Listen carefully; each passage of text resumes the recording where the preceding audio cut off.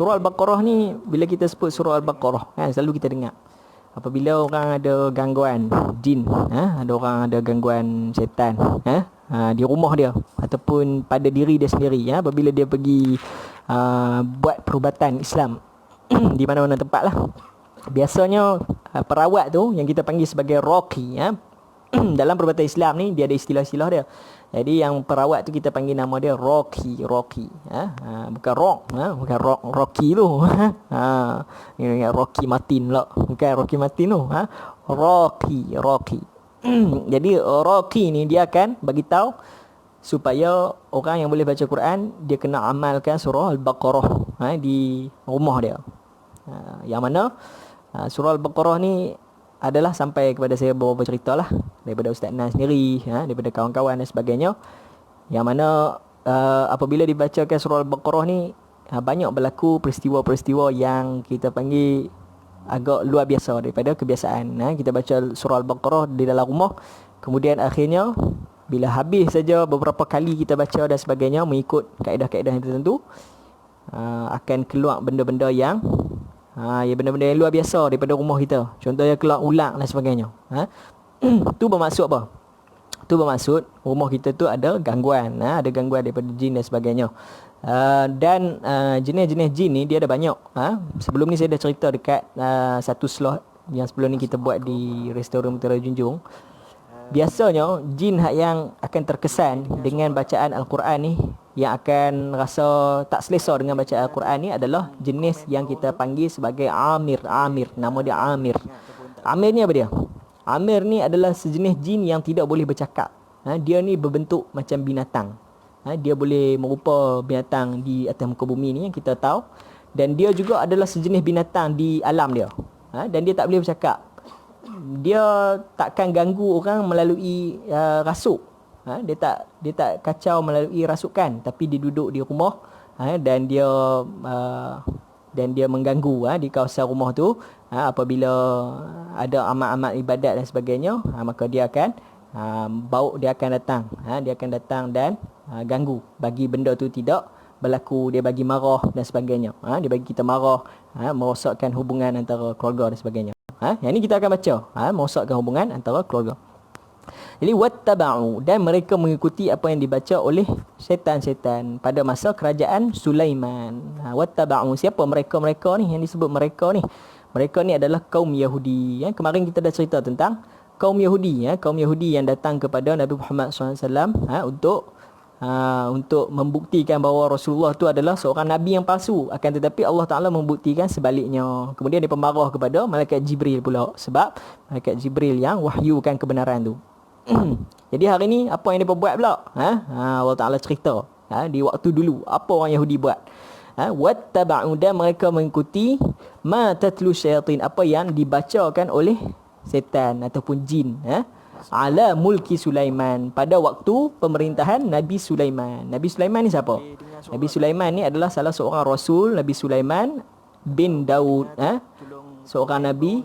Nabi Sulaiman anak kepada Nabi Daud, yang Allah SWT bagi kat dia ni kerajaan seluruhnya di atas muka bumi ni, yang mana dia ni adalah raja kepada haiwan-haiwan, raja kepada manusia, kemudian raja juga kepada jin, alam ghaib di atas muka bumi ni, dia adalah raja kepada mereka. Dan ada jin-jin ni daripada kalangan syaitan dan jin ni, yang mana mereka ni menyelam ke dalam laut untuk buat apa? Untuk bawa mai keluar macam-macam yang ada khazanah-khazanah dalam laut tu untuk bagi kepada Nabi Sulaiman. Nabi Sulaiman ni dia ada kelebihan tu, Allah Ta'ala bagi kat dia. Dan kita apabila nak mulakan penyembuhan, kita nak baca, nak elok daripada gangguan-gangguan jin dan sebagainya ni, kita bagi salam kepada Nabi Sulaiman. Salamun ala Sulaiman. Kita baca salamun ala Sulaiman. Kan kita baca Allahumma inni a'udzu bi ni'matikal lati a'taitaha li Sulaiman. Aku berlindung dengan nikmat yang kau bagi kepada Sulaiman. Semua tu kita baca. Kita masuk hutan, kita baca. Kita kata assalamualaikum ya Nabi Allah Sulaiman. Semua tu jin dengar nama Nabi Sulaiman, dia tahulah. Ni adalah orang yang ikut ajaran Nabi Muhammad, yang ikut ajaran para nabi semua sekali. Maka dia akan elak daripada mengganggu kita. Jangan duk panggil Tok Wan. Masuk hutan duk panggil Tok Wan. Tok Wan ni cucu tumpang lalu, ni cucu nak duk tang ni, cucu nak duk tang ni. Tu bukan Tok kita. Tu selalu panggil Tok. Okey, jadi kita bagi salam kepada Nabi Sulaiman. Jadi mereka ikut apa yang telah dibacakan oleh syaitan pada waktu pemerintahan Nabi Sulaiman. Wa ma kafara Sulaiman, Allah Taala kata. Akan tetapi bukannya Nabi Sulaiman yang letak benda-benda tu, bacaan-bacaan tu. Bukannya Nabi Sulaiman yang kafir. Walakinna syayatin kafaru, akan tetapi syaitan-syaitan itulah yang kafir kepada Allah SWT. Yu'allimunan nasa sihr. Dan mereka ni mengajarkan kepada manusia sihir, ilmu sihir. Jadi kita tengok kat sini, wa ma kafara Sulaiman, dan tidaklah kafir akan Sulaiman itu. Apa yang berlaku ni sebenarnya? Apa yang berlaku?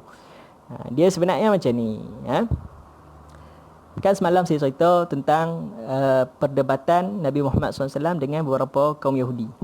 Dan akhirnya perdebatan tu menyebabkan jawapan-jawapan yang Nabi Muhammad SAW bagi tu semuanya betul. Semuanya betul, kena tepat dengan kitab Taurat yang mereka pegang. Maka mereka nak kata apa? Mereka nak kata dok, salah. Apa yang Nabi Muhammad SAW bagi tahu tu salah. Mereka nak kata salah juga. Jadi macam mana? Mereka kumpulkan beberapa tulisan-tulisan yang telah dikeluarkan. Tulisan-tulisan ni telah ditulis zaman dulu. Ditulis di zaman dulu. Lama dah. Mereka buat keluar tulisan-tulisan ni. Mereka nak kata, yang ni kitab yang kami ikut. Dan kitab ni tak sama macam yang Nabi Muhammad SAW cakap. Jadi kitab tu siapa yang tulis? Kita hak mereka buat main tu hak tak sama dengan apa yang Nabi Muhammad SAW cakap ni. Kitab tu sebenarnya ditulis oleh pendeta-pendeta Yahudi di zaman Nabi Sulaiman. Di zaman Nabi Sulaiman. Apa yang mereka buat? Mereka ni bersahabat dengan jin. Pendeta-pendeta Yahudi ni di zaman Nabi Sulaiman ni mereka bersahabat dengan beberapa jin. Pada waktu tu jin ni dia boleh naik ke langit. Dia tengok urusan yang ditulis oleh para malaikat. Malaikat dia tulis, di atas langit tu tulis urusan masa depan, urusan ajal, urusan rezeki dan sebagainya. Jadi jin-jin ni dia pergi naik di langit tu, dia duk pergi dengar apa yang malaikat sembang, apa yang malaikat tulis. Dia pergi mengendap-endap tengok apa ada di atas sana. Bila dah mereka tengok tu, mereka tahu masa depan. Oh, malaikat tulis sekian-sekian, kawan ni akan jadi sekian-sekian, kawan ni akan dapat sekian-sekian. Maka dia turun kepada pendeta-pendeta kawan-kawan dia ni, maka dia cerita balik kepada mereka. Dia cerita, pada waktu sekian-sekian akan berlaku sekian-sekian. Maka pendeta-pendeta ni catat di dalam buku mereka. Kemudian ada rahsia-rahsia. Kalau hampa baca benda-benda ni, dia akan jadi macam ni. Kalau hampa baca macam ni, dia akan jadi macam ni. Maka pendeta-pendeta ni catat. Bila baca ni jadi macam ni, bila baca ni jadi macam ni. Yang itulah ilmu sihir. Itulah bagi ilmu sihir. Ilmu sihir ni datang daripada mana? Datang daripada ilmu yang ajaib. Bukan daripada ilmu yang diketahui oleh manusia di atas muka bumi ni. Maka apabila dia buat turun, dia cerita kepada mereka ni pun catat dan sebagainya. Kemudian Nabi Sulaiman dapat tahu. Nabi Sulaiman dapat tahu ada beberapa jin ni yang duk pi buat macam tu. Duk pi intip, kemudian turun mai duk cerita. Maka Nabi Sulaiman perintahkan tentera-tentera dia supaya dapatkan pendeta-pendeta tadi ni mai kepada dia dan serahkan semua tulisan-tulisan tu. Dan dirampas oleh Nabi Sulaiman. Nabi Sulaiman rampas dan diletakkan di dalam sebuah peti. Nabi Sulaiman letak dalam sebuah peti, kemudian ambil peti tu, letak di bawah takhta dia, kerusi dia tu, kerusi di istana dia tu, letak di bawah tu agar siapa pun tak dapat nak korek. Tetapi mereka tahulah, mereka tengoklah Nabi Sulaiman letak di bawah tu. Tapi waktu Nabi Sulaiman hidup, tak ada siapa yang berani nak kacau benda tu. Tak ada siapa yang berani nak kacau. Setelah berlalu beberapa tahun, Nabi Sulaiman pun dah wafat dah. Bila Nabi Sulaiman dah wafat, mereka korek balik. Mereka korek balik dan ambil balik tulisan-tulisan tu dan mula mengajarkan kepada manusia. Mereka mengajarkan kepada manusia ilmu sihir dan mereka mengamalkan benda tu. Dan mereka kata apa? Mereka kata, tengok kami jumpa benda ni dekat mana. Bila dah berlalu beberapa zaman dah, lepas Nabi Sulaiman wafat lama dah, Dia kata apa dekat orang ramai? Dia kata tengok kami jumpa benda ni kat mana? Kami jumpa dekat kerusi Nabi Sulaiman, di takhta Nabi Sulaiman, di mana? Di istana Nabi Sulaiman. Jadi siapa yang ajak benda-benda ilmu ni? Bukan jin tapi Nabi Sulaiman lah. Nampak tak? Tu depa kata. Sebab itulah Allah SWT jawab di sini, wa ma kafara Sulaiman. Dan Nabi Sulaiman itu tidak kufur. Nabi Sulaiman tak ajak benda-benda tu. Tu nak cerita dah. Nabi Sulaiman tak ajak benda-benda tu. Tapi siapa yang ajak? Walakinna syayatin kafaru. Akan tetapi setan-setan yang ajak benda tu. Yu'allimunan nas as-sihr. Dan mengajarkan kepada manusia ilmu sihir. Wa ma unzila 'alal malakaini bi Babil Harut wa Marut. Dan apa yang diturunkan kepada dua malaikat di Babylon. Babylon, Harut dan Marut. Nama mereka Harut dan Marut. Di sini ada dua pendapat. Wama di situ. Wama tu, ma ni dalam syarat dia ada banyak makna. Ma ni ada makna dia nafi, ada makna dia istifham, tanya. Apa? Ma apa? Ada makna dia nafi, tidak. Ada satu lagi makna dia yang allazi. Kemudian ada satu lagi ma masdariyah, ma masdar untuk sambung, untuk sambung perkataan.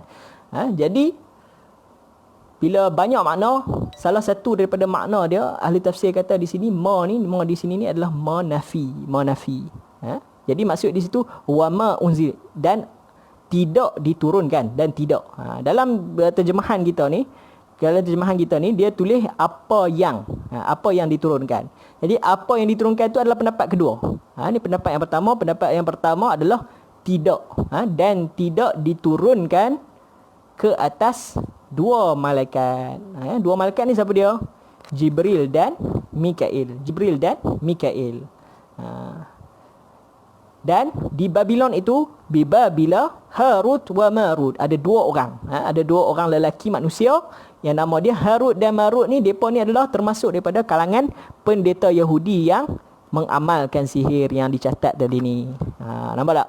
Tu makna yang pertama. Jadi maksudnya di sini apa dia? Maksud dia secara keseluruhan, maksudnya Sulaiman tu tak kafir. Nabi Sulaiman tidak kafir, tak mengajarkan sihir.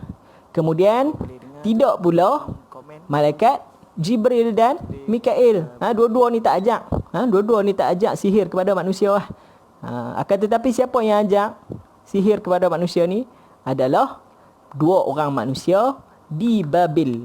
Babil ni satu kota di Iraq pada zaman dahulu, yang mana zaman sekarang ni orang panggil Babylon. Di Babylon ni orang di situ tu bukannya orang Arab. Depa ni kalau dari sudut genetik depa adalah genetik Chaldean. Kita panggil Chaldean. Chaldean ni kalau di Iraq sekarang ni depa ni kebanyakannya bangsa Kristian. Depa bukan depa beragama Kristian, bangsa Chaldean beragama Kristian. Dia bukan beragama Islam. Kebanyakannya lah. Jadi Babylon ada dua orang nama Harut dan Marut, lelaki. Dua orang ni nama dia Harut dan Marut. Depa ni bawa depa ajak sihir. Jadi daripada sinilah orang Melayu ambil ni. Perkataan apa? Perkataan karut marut. Betul tak? Karut marut. Bila kita tengok benda tu nampak pelik sikit, karut benda ni karut marut. Padahal tu adalah nama orang, Harut wa Marut. Itu adalah makna yang pertama. Makna yang kedua macam yang dituliskan di dalam terjemahan ni. Apa dia yang dituliskan? Mereka mengajarkan sihir kepada manusia dan apa yang diturunkan kepada dua malaikat Harut dan Marut di negeri Babilonia. Jadi orang-orang ni yang tadi ni bersama dengan syaitan ni, mereka mengajarkan manusia, mengajarkan sihir kepada manusia. Dan apa yang diturunkan kepada dua malaikat, iaitu malaikat tu nama dia, dua-dua tu nama dia Harut dan Marut. Harut dan Marut ni apa dia? Dua orang malaikat. Ni pendapat yang kedua, yang mana Allah SWT hantar mereka dua ni turun ke atas muka bumi ni bersama-sama mengajarkan sihir kepada manusia. Di dalam satu riwayat mengatakan mereka ni datang untuk menguji seorang perempuan. Di dalam riwayat yang lain mengatakan mereka datang untuk menguji seluruh manusianya dengan mengajarkan sihir. Nak tengok bila ajak sihir ni, tengok manusia ni terpedaya ataupun tidak terpedaya dengan sihir. Wa ma yu'allimani min ahadin hatta yaqula innama nahnu fitnatun fala takfur. Jadi dia test orang ramai, depa turun, kemudian depa cerita kami ada satu ilmu yang Allah SWT bagi kepada kami, yang kami nak ajak kepada manusia di atas muka bumi.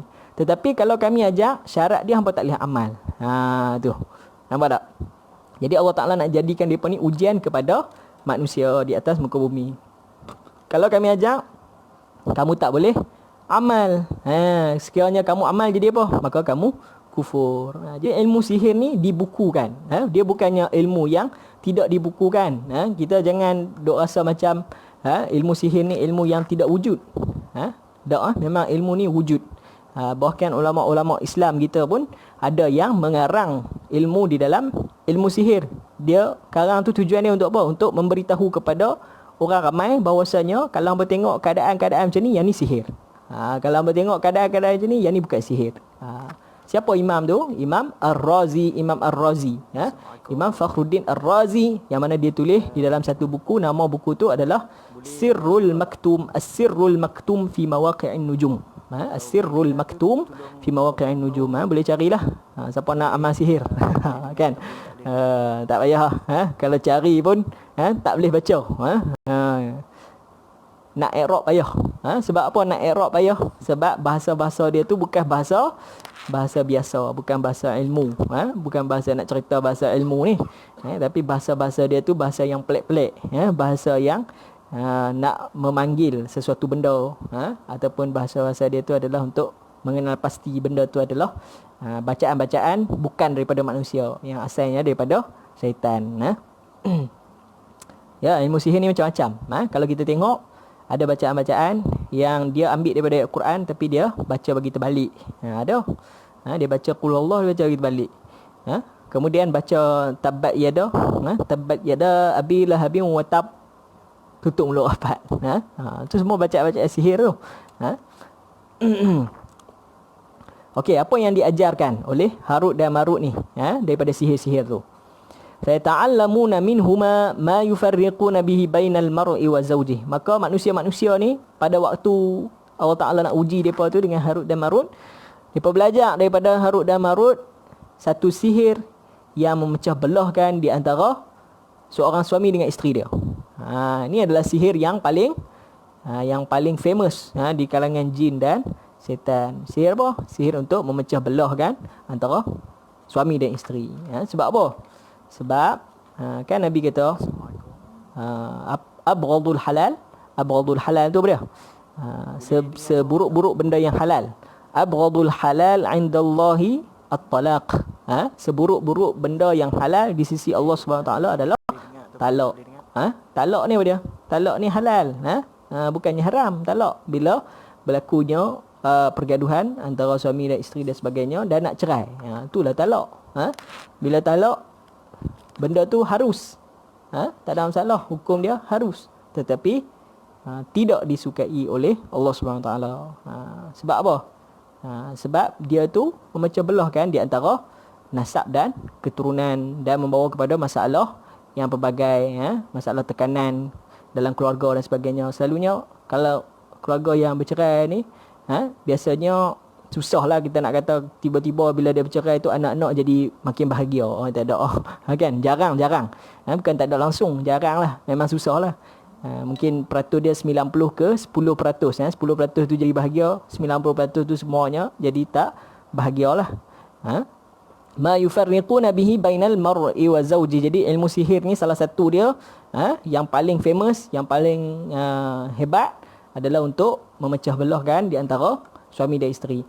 Wa ma hum bidarrina bihi min ahadin illa biiznillah. Dan mereka itu yang mengamalkan sihir ni tidak akan mampu untuk memberi kesan apa pun, memberi mudarat kepada seorang pun melainkan dengan izin Allah Subhanahu Wa Taala sahaja. Nampak tak? Di sini ni ayat yang menerangkan tentang akidah kita, akidah.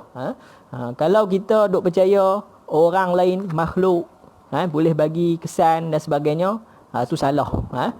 Yang bagi kesan, yang buat semuanya, yang mencipta perbuatan kita, mencipta perbuatan syaitan dan jin dan semuanya ni adalah Allah Subhanahu Wa Taala. Kita ni macam apa?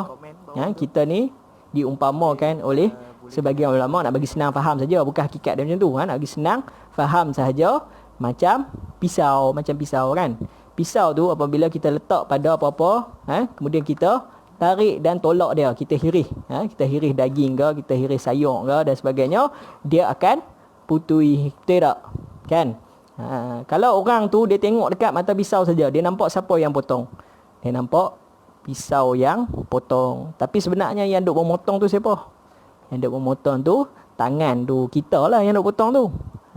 Tapi nampak pisau yang potong.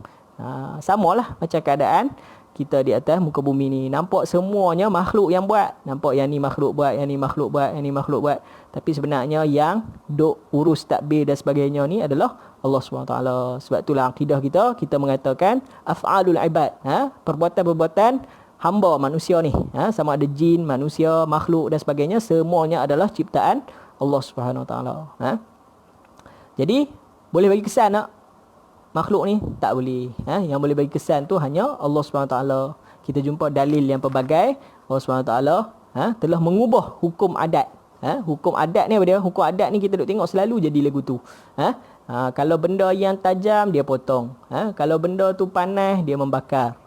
Kalau benda tu dia sejuk, maka dia akan menyebabkan kita menggigil dan sebagainya. Tu semua tu adalah hukum adat, kita panggil hukum adat. Tapi Allah SWT boleh tak dia nak melanggar hukum adat yang kita tahu ni? Boleh. Banyak dalil yang kita jumpa di dalam Al-Quran. Salah satunya Allah Ta'ala kata kepada api, qulna ya naru kuni bardan wa salaman ala Ibrahim. Wahai api, jadilah sejuk. Api ni panas, tiba-tiba jadi sejuk untuk Nabi Ibrahim, dan sejahtera, tak membakar pun Nabi Ibrahim. Itu adalah menyalahi hukum adat. Sebab apa? Sebab menyalahi hukum adat ni adalah harus sahaja pada Allah SWT. Mungkin Allah Ta'ala boleh buat apa sahaja, harus pada Allah SWT. Wa ta'allamuna ma yadurruhum wa la yanfa'uhum. Dan mereka mempelajari sesuatu yang memberi mudarat kepada mereka dan tidak memberi manfaat. Sihir ni bukan ilmu yang manfaat. Walaqad alimu laman ishtarahu ma lahu fil akhirati min khalaq. Dan sungguh mereka sudah tahu barang siapa membeli, iaitu yang menggunakan sihir itulah, nescaya tidak akan mendapat keuntungan di akhirat. Dia tahulah orang-orang Yahudi ni kalau guna sihir tu, maka tidak ada keuntungan apa-apa pun di akhirat. Sangatlah buruk perbuatan itu, yang mereka itu menjual dirinya dengan sihir sekiranya mereka tahu. Nampak tak? Jadi kita ni sebagai manusia, kita jauhi sungguh-sungguh ilmu sihir ni. Kita jauhi sungguh-sungguh. Kita tahu dah sejarah dia mai daripada mana, dan kita tahu dah dia ni tak ada kena-mengena pun dengan Nabi Sulaiman. Dan ilmu sihir ni datang daripada jin dan syaitan. Apa-apa saja ramalan masa depan, horoskop, semua benda tu. Lagi apa lagi? Ilmu tentang macam mana nak rawat tanpa menggunakan Quran, boleh tarik duit. Semua tu adalah jenis-jenis daripada ilmu sihir. Tarik duit kan, ambil daun pisang bo dalam kotak tu, tutup pi, baca, buka mai pula, tengok ai, jadi duit semua sekali. Tu adalah jenis ilmu sihir. Maka kita kena jauhi benda ni. Kalau kita amalkan, kita ikut, kita pergi buat, ataupun kita minta seseorang untuk buat kepada kita, ataupun kita belajar, kita buat sendiri dan sebagainya, maka hukum dia syirik. Syirik ni apa dia? Syirik ni kalau mati pada waktu tersebut, maka tidak ada pengampunan dah, akan kekal di dalam neraka. Kekal dalam neraka. Jadi sebab tu kita tak boleh mengamalkan sihir. Okey nah. Jadi setakat tu dulu kot untuk hari ni, insya-Allah. Apa yang baik tu daripada Allah SWT, yang lemah dan kurang tu daripada diri saya sendiri. Moga-moga apa yang kita belajar hari ini menjadi manfaat dan tambahan kepada ilmu kita, dan kita boleh sampaikan kepada orang lain. Aqulu qawli hadza